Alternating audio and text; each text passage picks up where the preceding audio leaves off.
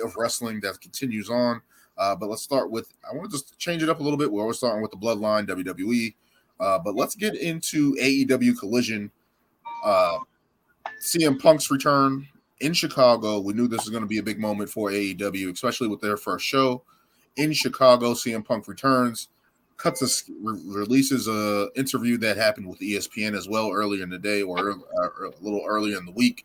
Cuts a promo basically scaving anyone who questioned him over the past 9 months or whatever long it's been since that altercation. Basically going at the Elite with a big time return, having a big time match there to welcome in AEW Collision. What do you guys think about CM Punk's return? Well, that opening promo he cut, with the counterfeit bucks line and the $1 bill line. Yeah, this is why he is one of the best of all time on the mic as a character. I mean, he's truthful, he's straightforward. I mean, as far as he's honest. I mean, as far as CM Punk goes, I mean, like we said, he tells the truth at all times. If you don't like it, it is what it is. I mean, I still feel as though, I mean, according to him, based on the ESPN interview, he's been the one trying to reach out to the Elite, but he keeps getting an attorney following up with him saying that they can't speak right now. So apparently this is what he's saying, that he's the one trying to make it work. I mean, we gotta remember, Warner Brothers wanted this show, not Tony Khan. Warner Brothers was the one that was pushing for this show. Really? Yeah. I mean, that's what I mean. This is what Tony Khan is saying. This is what Warner Brothers wanted another show on the Turner Network. So get rid of fucking Rampage. It's like you already got two. Yeah, but you could definitely see that they were trying to make it have a different feel than Dynamite. With a different commentary team, which I like, by the way. I like Kevin Kelly, because I remember in a couple of New Japan matches I watched with Kenny Omega and Chris Jericho and such. His English commentary has always been very entertaining for me. And I remember Nigel when he worked as a commentator at NXT, especially with NXT UK, which was some of his best commentary work ever. Those matches with Pete Dunne and Tyler Bate and Walter. Some of the best commentary you'll ever hear. WWE lost him, and I'm like, they hired that other guy for Raw, the dude, the British dude. You talking about Kevin Patrick? The British dude, the bald dude. I haven't seen him. Yeah, he hasn't been around. I'm like, you guys could have just had Nigel McGuinness. So Nigel's good. So when you're talking about Collision as a show, what I felt was the match of the night was the match between Andrade and Buddy Murphy. They had a banger of a match. And then look at the main event. The main event was kind of long. Yeah. No, it was very long. I didn't watch this live. I actually watched it back yesterday. So it was a long six man tag, but it still was a very, very good one. It felt a little long. I'm like, all right, we could have ended this like maybe 5 minutes, 10 minutes ago. It dragged. I was like, eeh. Yeah. What do you guys think about Miro returning? About time. It's about time, man. But we've been waiting for him for the longest time. Bro. All these rumors about they offered him a storyline to come back, and he rejected it. Then there was the story about him where I think he was filming a TV show or a movie. I don't know what it was. I believe there was a rumor. That's how initially he when he initially went away. That's what he was doing, and then I don't know what else happened after that. I never heard anything about that. But good to have him back. I always felt that Miro, Rusev, highly undervalued, highly undervalued. Even on AEW, where he's supposed to be a monster. He should. He was.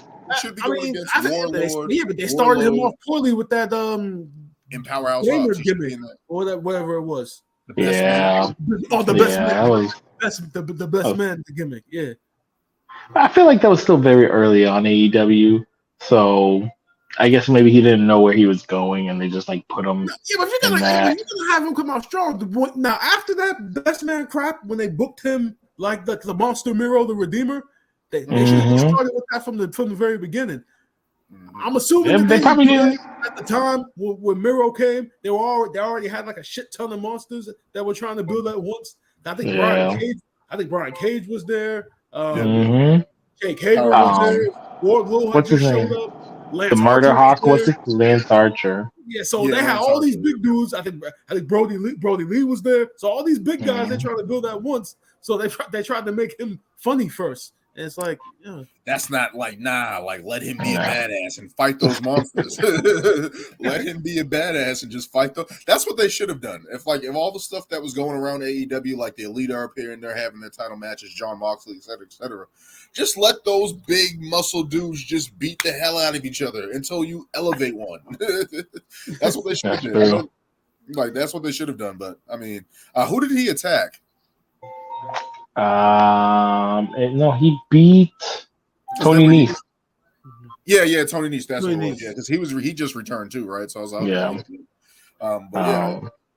but yeah, I just felt like that last match went a little bit long. But of course, the banger was Andrade and Buddy Murphy.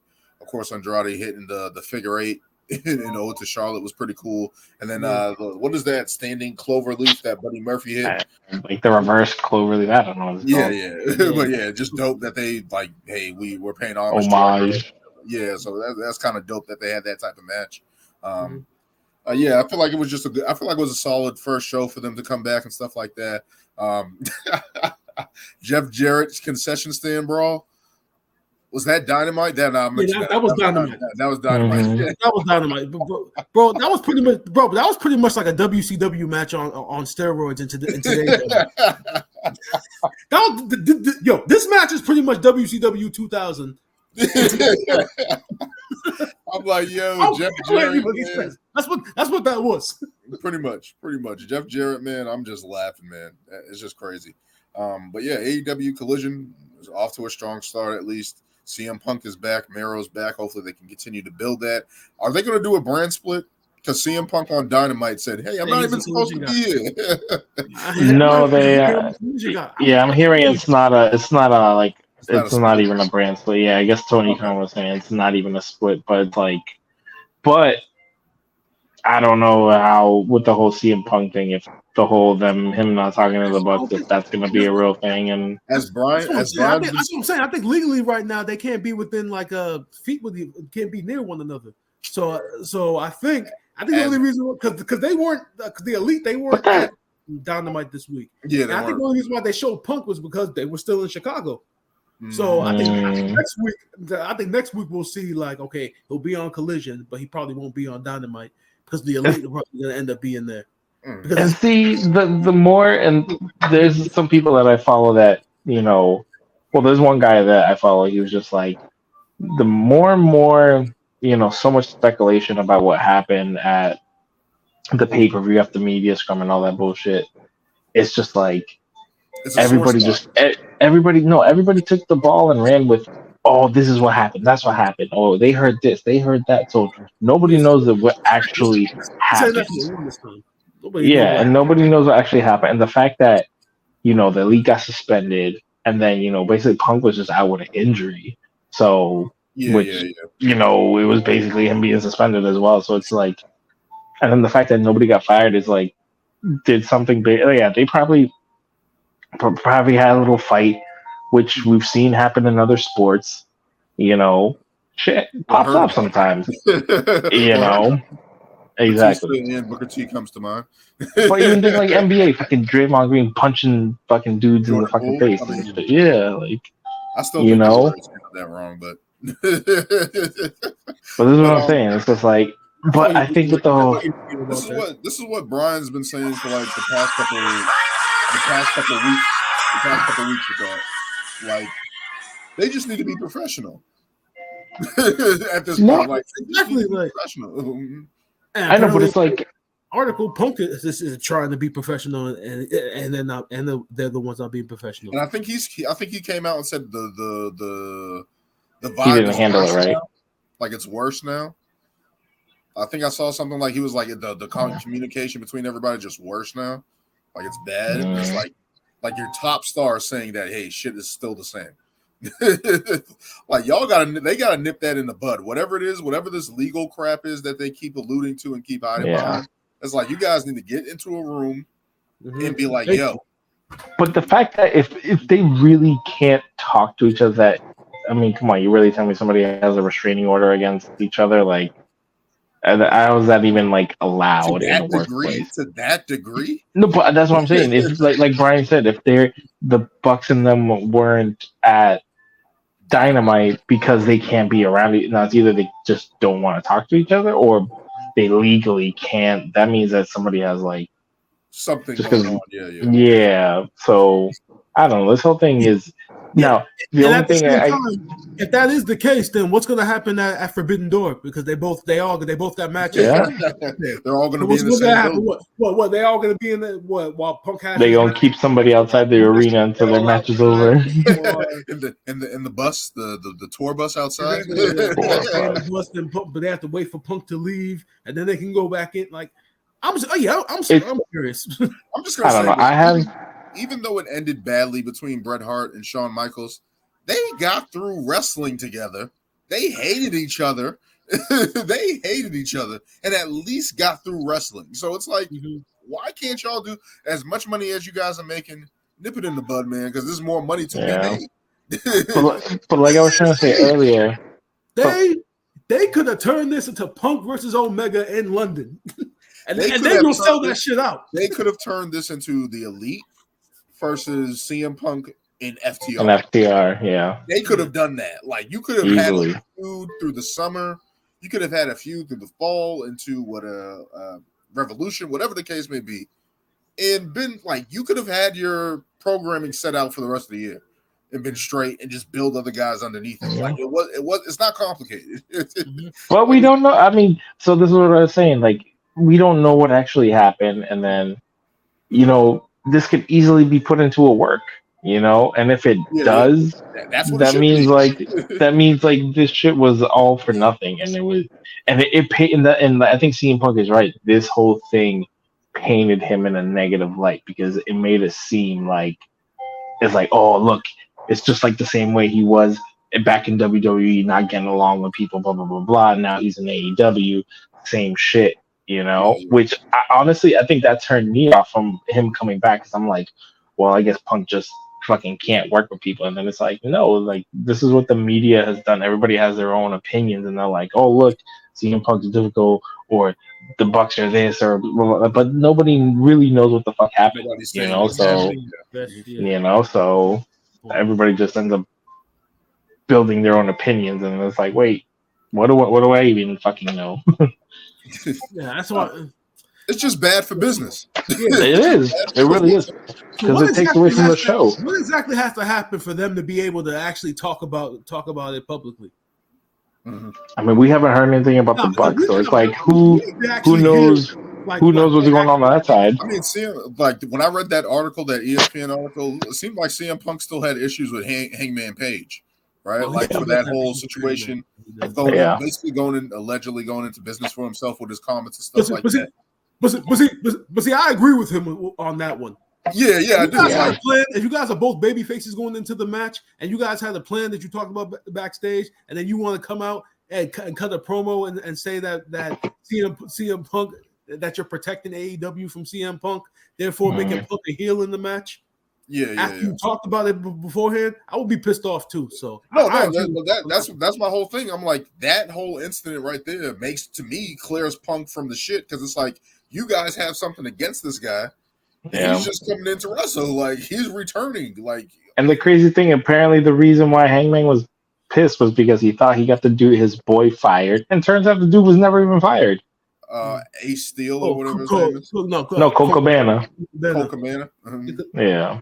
He just went to ROH or something. Yeah, he's in Ring of Honor. Yeah. He's helping them out. He wasn't even fired. Like, So it's like it's literally all just miscommunication that just blew out. So it's like, why can't this just be resolved? But I get what Punk was also saying. Like the dude starting hitting him with stiff shots and shit, and then he gets worried. Like, is this dude about to literally like hurt me right now? And then look what happens. He ends up getting hurt. Absolutely, yeah, that's right. Yeah. So now he's scared for his safety. Like it's to that level. Like that's crazy. Yeah. That's crazy. That's the bad thing about it. But yeah, this should be a crazy storyline that should be leading up AEW, continuing to build their brand, build their stable, build their second show, and because people can't get along, it's not available. You can't even break it. You can't even break it in case of emergency. Break glass. You can't even do that. Like so now we're getting the what's the John Moxley's group?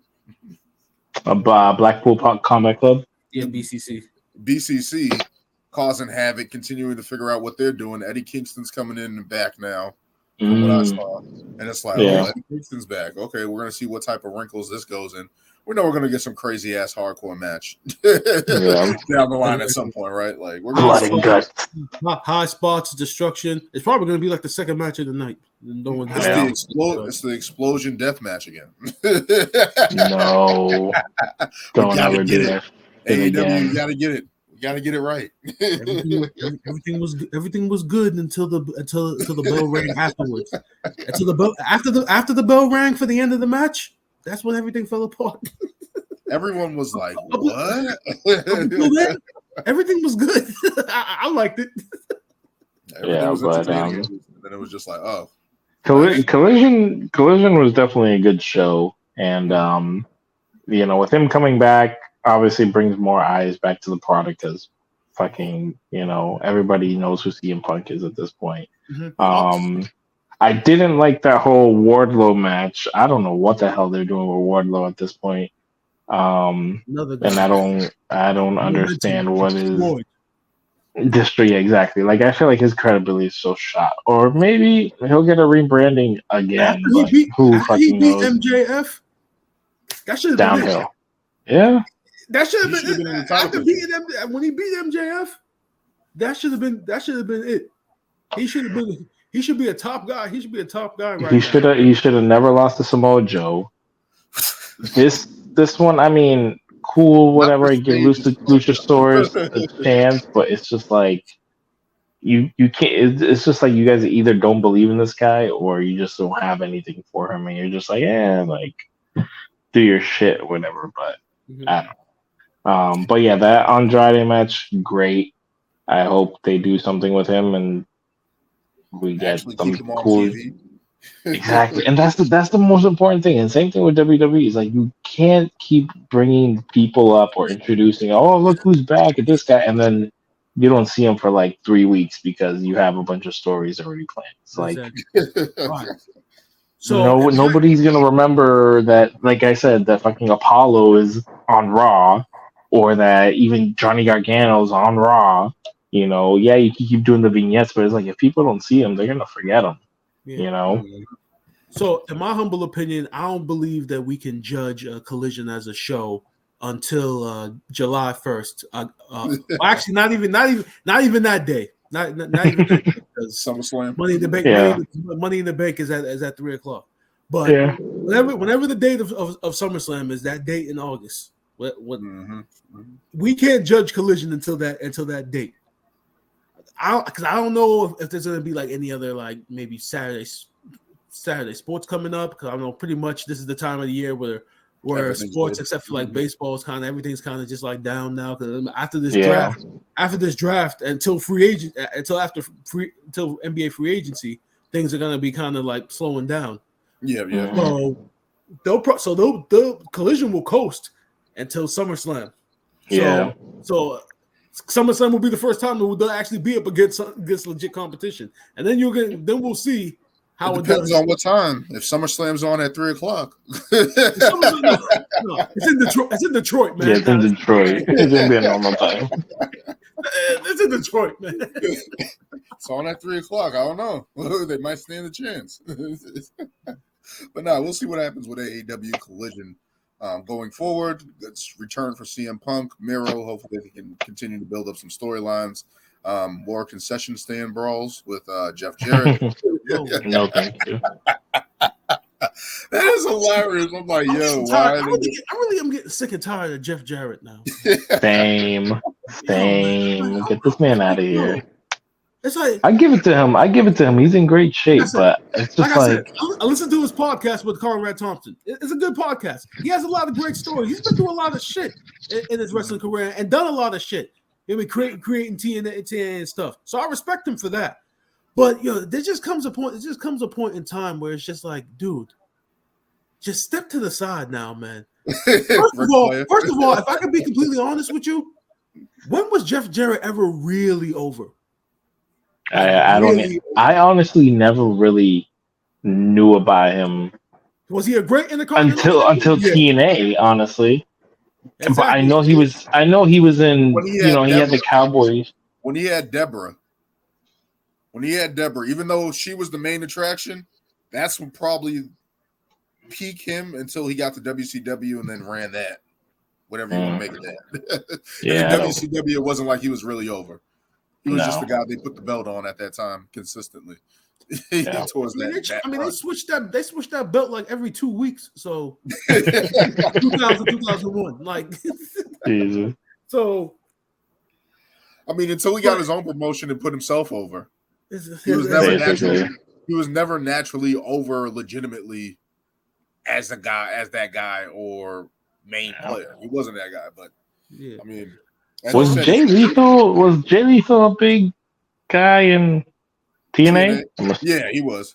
He wasn't champion or anything like a heavyweight champion or anything like that, but he was over with the fans and shit. Was he like X Division champion shit that? Yeah. He was like mid card type guy. But he was at least entertaining. He's at least entertaining. I don't know what they're doing with him. I'm like, I don't know what they're doing with him now because it's like, I just always remember him as a fucking face, and then I know in ROH he became a heel and stuff like that. He had a couple heel runs down there, so it's like, you just these guys are old.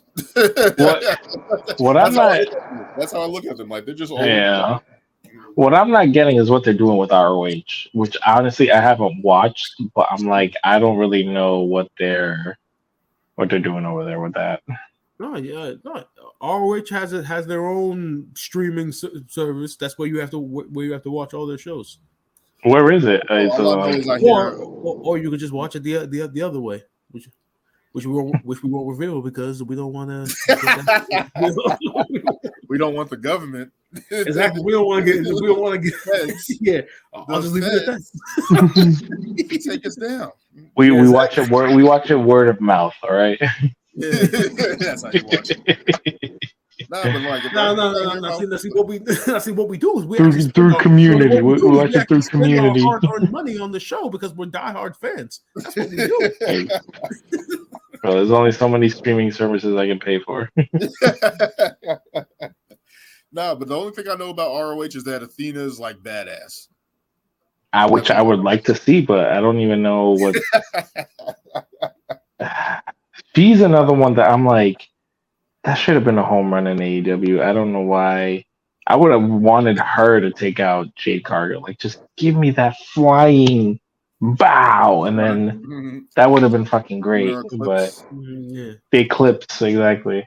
That move is so innovative. I'm like, yo, that's just. I don't know how she doesn't break her like tailbone every time doing it, but I'm like, that's what I'm saying. Like in a couple of years, she's not gonna be able to do that shit. She's not gonna be able to. No, not anymore. Wow. Like, yeah, bro, you're essentially landing on like plywood, like every night doing that. I'm like, yeah. That's why Randy Orton's back is jacked. All those amazing RKOs caught up to him. That's what it is. I read somewhere that